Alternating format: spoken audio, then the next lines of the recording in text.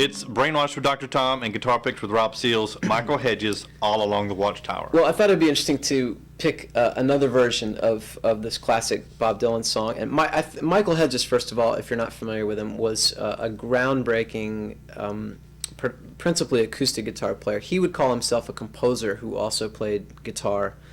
I say was. He died in a car accident in, I believe it was 1997 in California.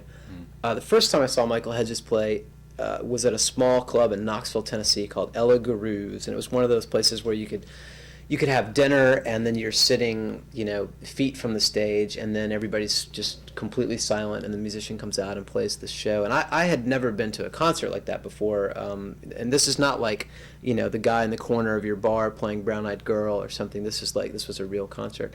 And he immediately outed the guitar players in the room because we all had our jaws basically in our laps, because this guy, he sounded like about four guys playing acoustic guitar, and I had never seen anybody approach the guitar the way he does. And since I hadn't tuned the guitar down, like his cover of All Along the Watchtower is so interesting. I'll give you the sort of the layman's bastardized, simple, a different tuning of it. But basically, this really aggressive right hand and then left hand percussive harmonic thing, where he's reaching around the guitar and he's also slapping the guitar, and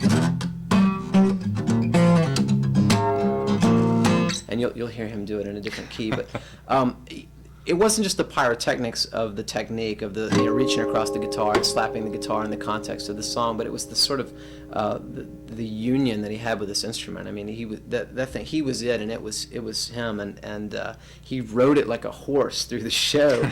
And at the same time, it really felt like his technique was secondary to his composition. The guy was using these altered tunings, these open tunings, and the guitar's voicing just sounded different from anything I'd ever heard. And I hadn't really experimented at that point with open tunings, and still don't extensively, but he was one of the first people to get me excited about what the guitar could do beyond the boundaries of just the standard tuning and your G, C, and D chords.